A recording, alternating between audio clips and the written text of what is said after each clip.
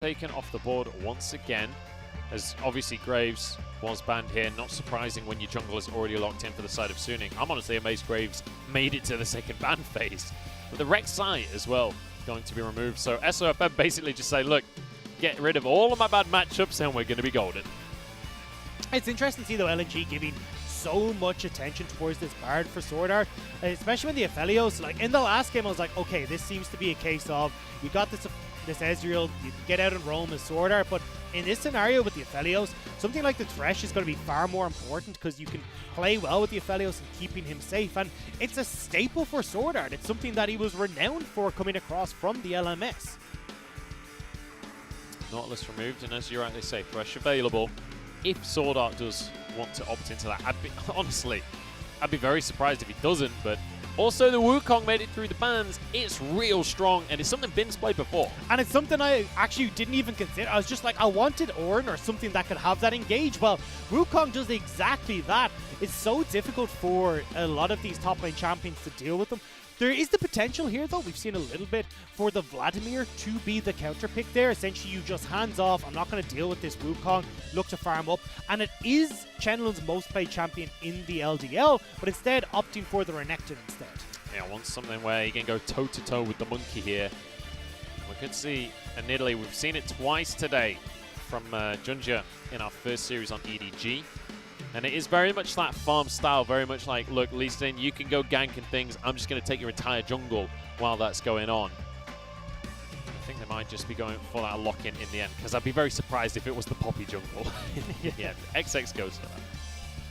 So, when all is said and done here, LNG, you've got a bit of still that poke style coming out with the Nidalee and with the Syndra as well, but their team fighting is incredibly strong. You've got the ultimate that can come through from the Maokai to set you up, or even just as a disengage tool to move back away from the likes of the Wukongs, the Lee Sins. So overall, LNG should be looking to hit that mid-game in their stride where they've got 2 items and run away with the game at that point.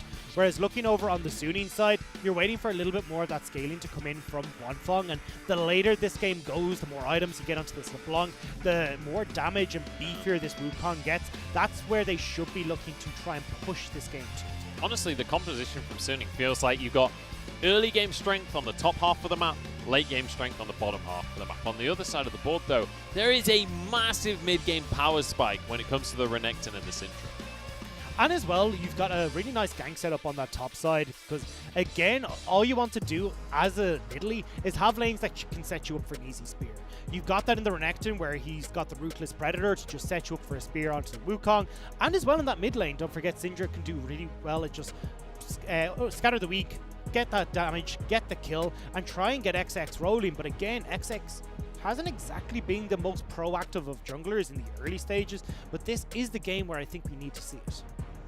Well, it's time to see who's going to win out our mid lane matchup here between Maple and Angel. Bear in mind, Maple used to be on Suning. Angel's the guy that replaced him, and Maple struggling to get revenge. It was Angel that came out on top last time these guys met in spring.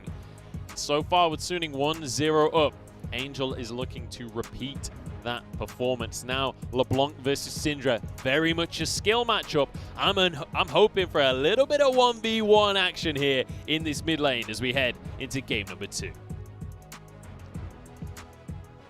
This is going to be, I mean, we keep saying it. I want to see LNG do something.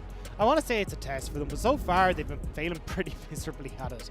And this is where I want to look at this series and go, okay, we've seen improvements in the offseason. We've seen something happen, but swapping up W1D and coming in with Chenlun hasn't really offered that a new voice, hasn't brought in that new experience that I was hoping for that could really shake LNG up. Now, though, in game number 2, maybe we'll see a little bit more of an impact, because Stake is definitely someone as a coach who can try and get these guys rallied up and get them excited about having an early game as part of the repertoire. XX as well with this Nidalee can do a lot of work to just control the map when it comes to taking these camps, when it comes to being in charge of the objectives as well. SOFM on this Lee Sin will have a lot of pressure on him to make things happen in the early game when it comes to ganks and controlling the pace of the game. Both junglers will be starting on the bottom side of the map. So we'll be trying to enact their game plan towards that top side. It'll be interesting to see if we are going to get XX out to try and put pressure into the Lee Sin on the top side of the jungle, because with the way that this top lane matchup works, Renekton does have to push. Once he hits that level 3, he then gets control of this lane. Wukong, just because of the passive and not having access as easily for Chenlun to stack up the Conqueror, he loses level 1 till 2. So I think once you have this early lane push from Chenlun, then we can see XX get in aggressive and play into the enemy jungle on this top side. One of the big things I'm curious about is whether or not we can get some consistent play coming out from Chenlun. Obviously, it looked great in game number 1. But let's just remember, this is the guy replacing Flandre, who is the franchise player for the side of LNG. He's been with them since he was on Snake Esports, all the way back in 2015 when they joined the LPL. Him not being the starter for this squad is a big deal for the side of LNG. And especially from the fan perspective, it's absolutely huge for Flandre not to be here. And it could signify a shift in identity for the squad as well, if Chenlun can step up and fill those shoes. Flandre also, don't forget, was the last remaining member from the 2015 roster that Snake started with. Yeah. So if having him gone is going to obviously be pretty upsetting. SOFM was actually one of those members as well that was on that roster not too long ago, but Flandre unfortunately just wasn't having the performances that we really expected from him. And I mean, SOFM, he was on that roster back in 2017 when LNG looked its best. Importantly as well, Light was on that roster in 2017 as a sub, and he didn't see much play. He was behind Crystal on that roster, but ultimately he did see a little bit of play back then, and still on this roster, still staying loyal to the organization. It feels like a lot of players being relatively loyal. Obviously, SOFM more recently leaving LNG and joining soon. This is the interesting part of this jungle pathing to just at that's level 3 to see how SOFM is going to play this. Looks like he's not even going to try and contest for the Scuttlin River with Chenlun pushing in on top side, but it does give the opportunity now for XX to path down towards that bottom side, pick up another Scuttle for themselves, and as he said, really get rolling in these early stages. I'd really love to see XX starting to step up a little bit as well for himself, as he actually looks to make moves in this mid lane. Just misses the spear onto Angel. And W will be unavailable for Angel, but he's going to be fine. Ooh, nice little second follow-up spear there. Good bit of damage there. Swanfong does get a root. I1D going in. Sword Art's in trouble, will be rooted on up. There's a nice little death sentence. In comes the Ignite as well. Swanfong barely getting away with his life. And with XX just over the wall, he could look for a cheeky spear, but I don't think he's hunting for that. He just wants the scuttle grab. I'm surprised to see Suning try and turn that one around, especially since you just saw XX exit towards that bottom side. If he just pathed straight towards the bottom lane instead of stopping for scuttle, it could have been a spear over the wall that finished off Swanfong, as he said. So Suning playing a little bit over-aggressive on the bottom side and get burnt for it. This isn't going to matter too much in the grand scheme of things. It's still going to be the Maokai starting to farm up, but it just delays Swanfong a little bit in hitting those levels and the goal that he wants to scale later in the game. He's going to have that goal, you're absolutely right. And wander back on into the lane. Looking towards the top side, though, obviously we did see the Wukong coming on through. It's something that was banned an absolute ton in MSC. We also saw a decent amount of presence from that Wukong, and it feels like, even though it's not been changed in the patches, it feels like it's got stronger since the initial changes. That's the funny thing, is that it's actually been nerfed pretty consistently since it has had the rework, and it just took a while for teams to try and figure out how to play with it and how to make the most out of the champion. The biggest thing here, though, is this is a matchup where the Wukong does struggle quite a bit. The damage that can come out so quickly with the stun as well from Renekton means that you don't get the opportunities, the Wukong, to get multiple stacks of your passive. The way you stack that passive is through basic attacks and abilities. So stun, the trade pattern from Chenlun on this Renekton means it's super difficult for you to actually enact enough of that armor stacking and the regen that comes from the Stone Skin passive to try and ease out this matchup. Despite the different draft, though, this is feeling a lot like Game 1 right now, as we have just handshake laning phase for the first 6 minutes. SOFM starts things off by grabbing himself that Infernal Drake, and it will be a Cloud Drake next. So whoever gets the soul in this game will get tanky, whether it's an Ocean Soul or a Mountain Soul. Oh, hook followed up on here. I1D the target, but that Shroud from Senna going to do so much work to deny the damage there. Nice little lantern to dodge the root as well. Looking at Light as well, we're actually seeing the new Senna build in this game. So we're getting all the new AD carry builds. This is the Grasp of the Undying rather than going straight in towards the... No, Juan Fong is safe. Instead of going towards the Glacial Augment and stacking up that way, instead you stack the Grasp with the Undying. As long as you're also stacking up your souls, it means you're super tanky late game because you first item Frozen Mallet, and it just means you're so difficult to take down, and we'll eventually get to see that as Light in this game. And you do still do a heap of damage as Senna, because so much of your damage comes from your passive anyway, that you're still going to be incredibly effective, and you still have that obnoxious auto attack range available to you. So nice little play here from LNG to move on in, steal themselves a blue buff away, and just return to their lanes here. And this is exactly what XX needs to be trying to do, is play towards where he's either got pushing lanes or where his lanes are strongest, so we can steal away a few of these camps. He does have a slight level advantage, even though it's not being visible right now because of the scuttle that he picked up over SOFM earlier, now picking up the blue buff as well. But SOFM is trying to answer on that top side by sneaking into the jungle. Oh, I've just noticed as well, you can obviously proc the Grasp with your Q as well. The Piercing Dart goes all the way through the minions if you can hit them. It does apply on-hit effect. So it's actually really, really easy, especially with a blue buff, for Light to stack that Grasp real quick. SOFM now making his presence known on the top side, which is going to put some manners in Chenlun really quickly as he decides to back away. This is pretty nice as Bin, because one of the big issues with Wukong is you don't really have wave clear underneath the tower. So if you've got Chenlun just sitting on top of it, he can just constantly proc his Q, deal your damage while you're trying to clear out these minions. But not going to have that opportunity now as SOFM pushing him back.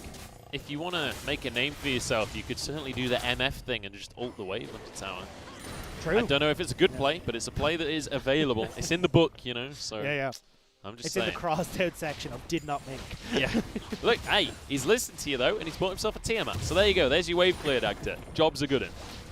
Definitely needed to try and push out these waves, and this means that, look, when we start to again look across the board, yes, Suning are kind of taking this nice and easy, but they are falling behind due to the lane matchups. So Renekton's got one for himself in the top lane, Maple as well picking up a CS advantage, and it's meaning that LNG are able to put some pressure down and get this Rift Herald. Nice stuff from LNG here. XX going to be the one to grab the Herald in the end. And he's still got, what, 5 minutes to place that in a lane and decide who's going to give that gold to. Looks like it might be straight up towards this top lane. And you know what? Getting that gold onto the Renekton, I can get behind that idea.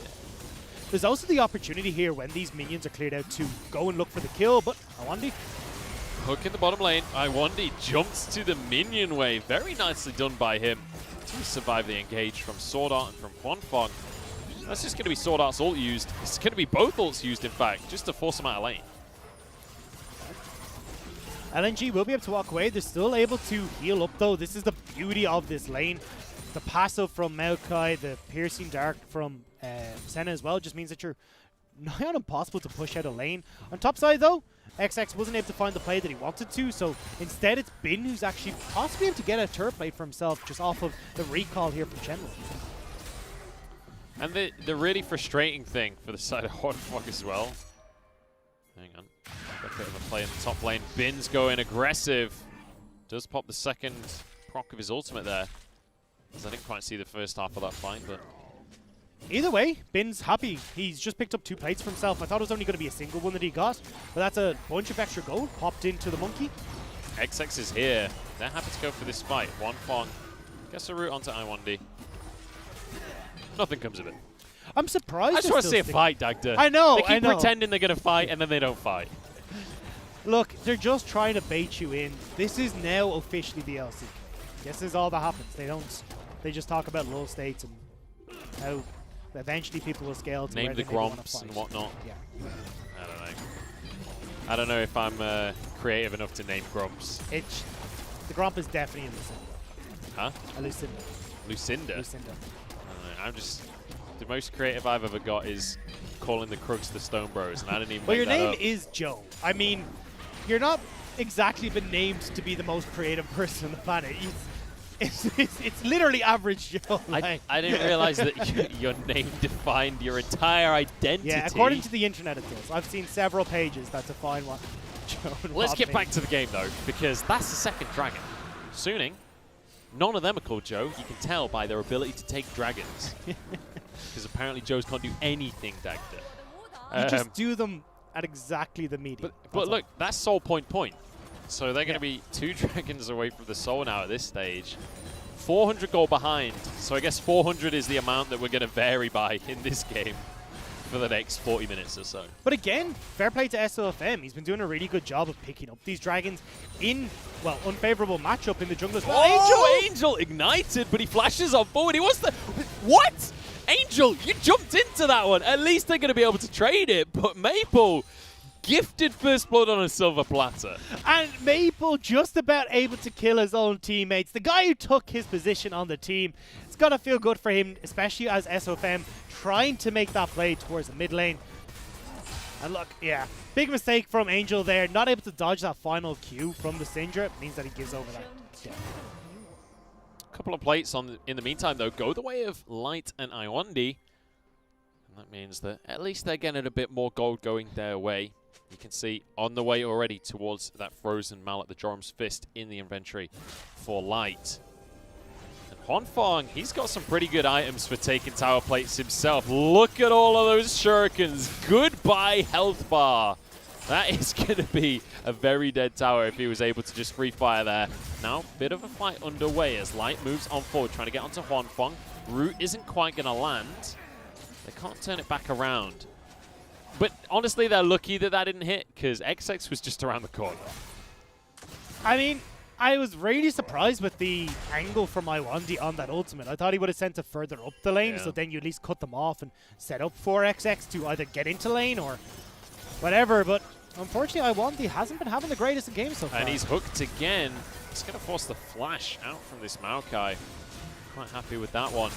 Now SOFM and Angel moving in as well. LeBlanc here. Jumps away, just going to be trying to steal some Krugs. As this utter siege of the bottom lane tower continues, but they're not really able to get much done. And in the meantime, Maple gets yet another turret plate in the mid lane. We do have Bin pushing in that top lane though, so with Shenlong's roam down to help Maple with that push in the mid, he will lose a bit of CS in top, but when all is said and done, that turret plating going over to Maple could mean a heck of a lot more in the grand scheme of things. This honestly feels like LNG are finding small advantages here in the early game. Bear in mind, they're going to scale pretty well as well, but when it comes to the team fights, that's really where things like this Wukong will come into their own. But ultimately, when it comes to the junglers, Lee Sin is notorious for falling off a cliff later on in the game. You say that, but you've also still got Hwanfeng and the Cephalios who will outscale when it comes to the, well, AD carry of LNG. And, of course, I1D on this Maokai. Yes, you get nice and tanky. Yes, you get a bunch of gold in, but it's still not quite the same as having something like the Cephalios on your team. You're relying more on the extra damage coming from the rest of the squad. So, honestly, when it comes to scaling, I give it to Suning, which is why we're seeing such a passive performance coming out from Suning so far. Very similar, as you pointed out, to game number 1, where they are just waiting for items to come in before they try and kick things off. It's LNG who are under pressure to try and make things happen, and we've seen little inklings of it, but not really anything that's mounted to a serious gold lead. Just yet, at least. Well, Dragon will be spawning in a minute and 20, so maybe that'll be... Fancy feet. That was a little bit close for Angel, but he gets away with it, so very nicely done with the distortions. And obviously Mimic, such a short cooldown at this point in the game, but look at the difference in gold between our mid laners here. Because Maple is feeling really strong. About 700 ahead of Angel. We got 4 of those turret plates, so that's pretty much where all of that is stemmed from. Yeah, you got the kill as well, which is helping, but Maple has been silently but surely getting enough gold in the mid lane. Now you've got this Rift Herald coming as well, and with how low the mid lane turret is, I think it'd be a mistake from LNG to try and use it there, unless they're trying to bait out Suning to protect this mid lane turret while they turn over towards the dragon in 30 seconds. I love how I1D just literally walks past SOFM and Swordar, and they know that that is not the target to start a fight on. They know the rest of this LNG squad would fall onto them. And now dropping a Herald in this mid lane, just trying to get a bit of damage down before it charges. They get the tower. Yeah. They could potentially threaten an inhib right now because Hwanfeng is nowhere near. Neither has been. they're not going to make the play though. Watch the positioning from SOFM and from Wanfeng here though. As you have LNG moving in to try and take this dragon, there is the opportunity for SOFM, having snuck in here unknown, to try and pick off the likes of Light or Maple on this play. Or the dragon itself, we'll have to find out. Does have the kick available. He'll be spotted by that trap as it went down, I think. Dodges the route. Dragon's already dropped. LNG now try. Oh, the burst out of Aphelios and Wukong. In they go. The AoE is huge. Suning all over that fight. Now onto I1D, but everything misses, and that means that the Tiger Tree will growl another day. Suni will move in towards this mid lane though and pick up this mid lane turret, actually putting a lot of pressure down towards this bottom side as well with SOFM and Bin.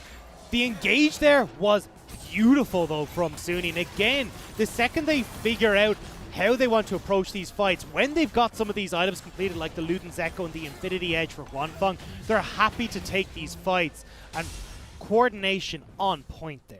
Yes, just like the whole team jumps in together at the exact same moment. Just, I mean, let's just take another look. So they see the teleport coming in from Bin, which is what prompts that quick trap over the wall to spot out SOFM. But you're too late. You're already in the pitch. You're already grouped up. You try and walk out of there as Light and as Maple. You're into the waiting hands of Sword Art. You stay in the pit. You're getting caught out by Bin. It's a no-win situation for LNG. And Suni don't mind giving over one dragon. They've managed to get kills, towers, and so much more map pressure out of that one play.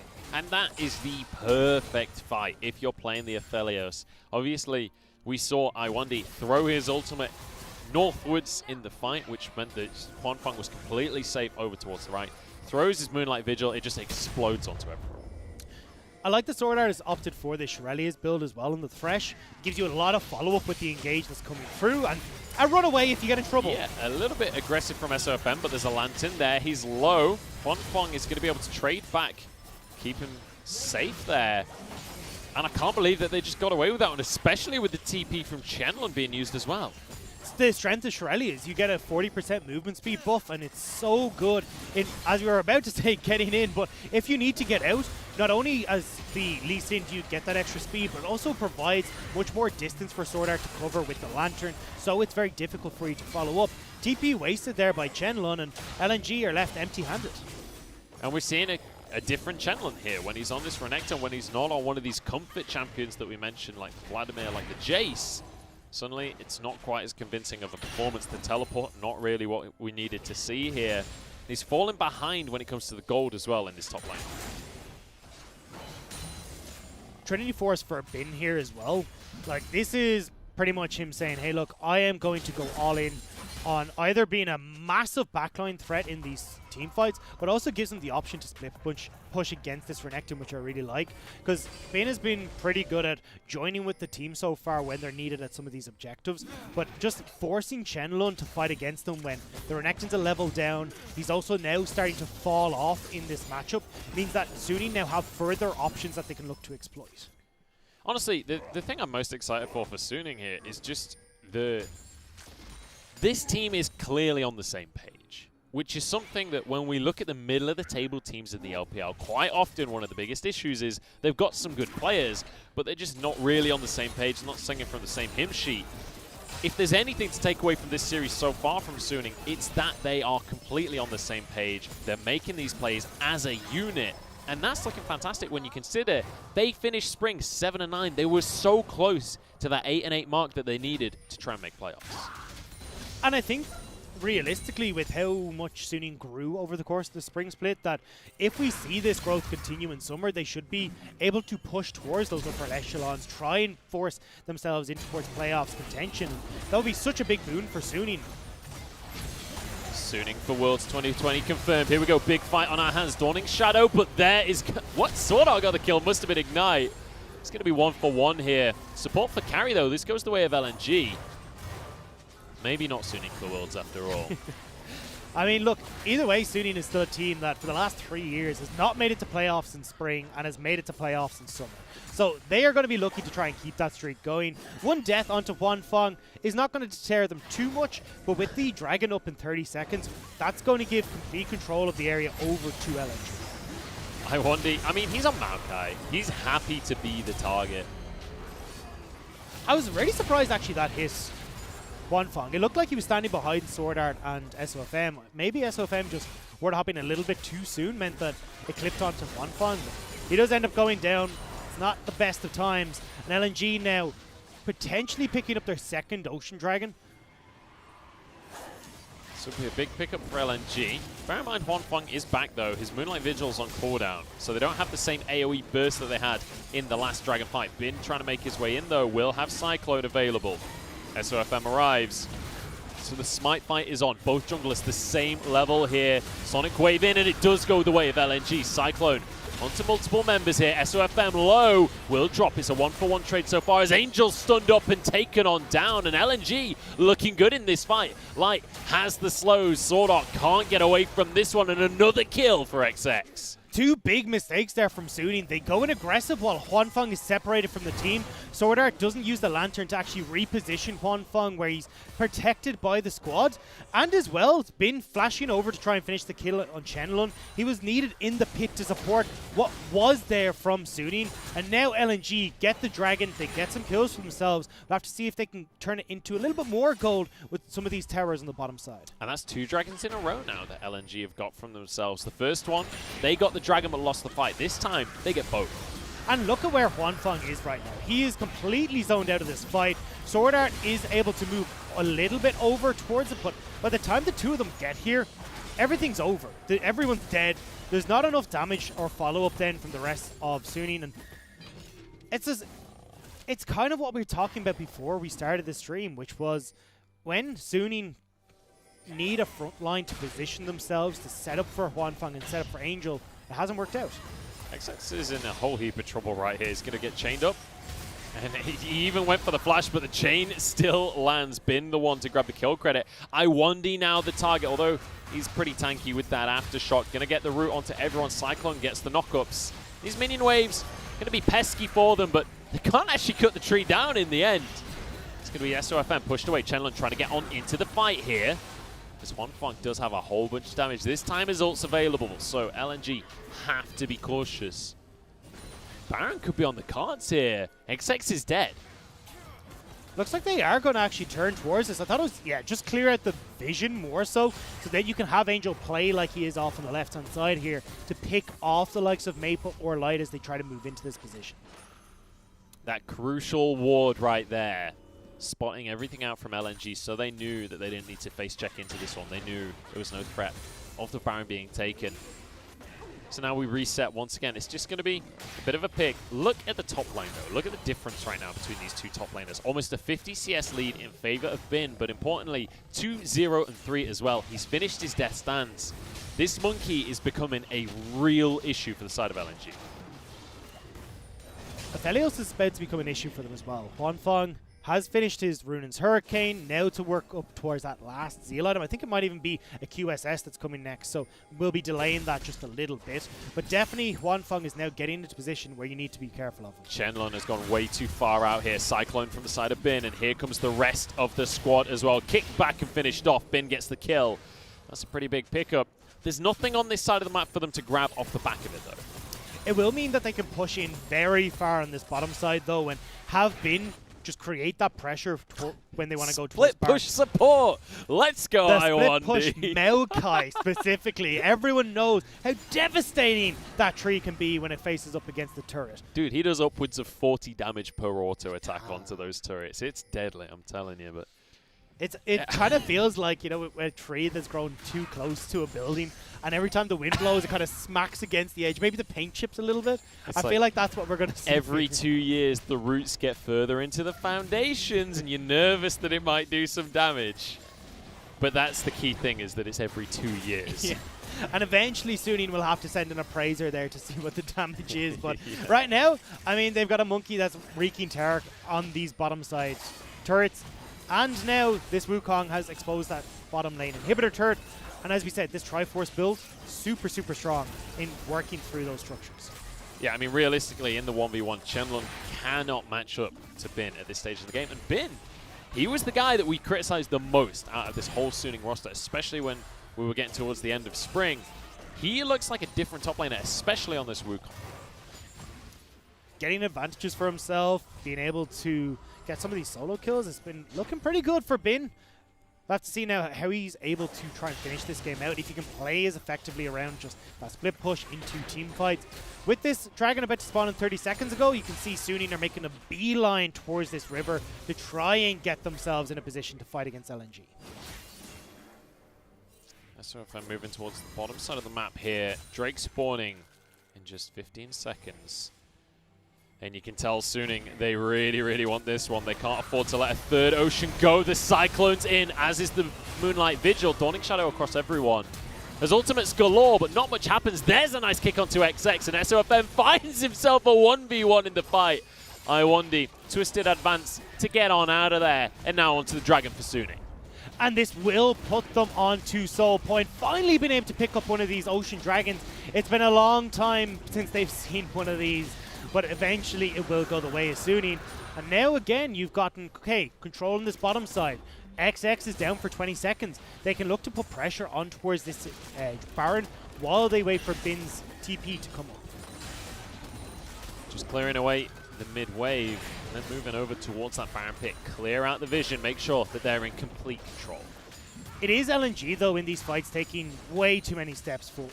Maple ends up getting caught out at the start of that, which caused a lot of these issues, especially when they saw SOFM in their own jungle. They needed to be able to back away and play it safe. Look for the poke from XX. He used Slice and Dice. That means he's in trouble. Cyclone's just come back on up as well. There's nowhere to run, and there's an easy 1v1 for Bin. Suning just needs to go straight towards Baron. You now put pressure where, okay, either Light, as it looks like, is going to put pressure on this bottom side, or you just get the Baron, but they're not going to do anything with that kill. Everyone's backing. Well, they can. There's 30 seconds on Chenlong, so they can recall, have Wukong there as well, and still force the play. Bear in mind, Cyclone about halfway on cooldown right now, but actually, I don't think they're just not interested. Not about the Baron, Dagda. Not about the Baron. To be fair, it would still be a bit of a coin flip to try and force the play here. XX is still alive. There's no significant smite advantage. Well, I don't think you even try and go for the Baron. It's just about putting pressure there. It means, again, you're in this 3, well, it'll be, what, 2 then? 3 then over at the Baron, and 4 there for Suning, so they can just turn and make the play. Now, though, Chenlong has respawned, and now they're going for the Baron. This is not the way this is supposed to go. Well, they do have been pressuring in this mid lane, just trying to clear the waves away. I think they were waiting for Cyclone to come back off cooldown, basically. Because Bin is here now with his ultimate available. Should this fight kick off, you want Bin to be there wreaking havoc. He's got a Spirit Visage as well. He is one tanky monkey. In they go for the fight. Sword Art goes golden, and another massive Cyclone. Moonlight Vigil as well. Everyone's gone golden on LNG, but while you're golden, you're doing no damage. SOFM kicks back Chenlong, forces him away as he gets the 1v1 on Light, and it's an easy fight for Suning. They will be able to push in through this mid lane. I'm actually surprised that they haven't turned back towards Baron to give him a little boost. And with 30 seconds left, I think you might just be able to end the game. They can just tank the towers themselves, just protect the minions as they charge up towards this mid lane. 20 seconds on death timers still, and I think they're going to have the damage to do it. Bear in mind, there's an Aphelios right there, and he's got himself some items. Suning are going to do this one. A 30-minute win for game number 2 here, and win out their first series of the LPL 2-0 over LNG.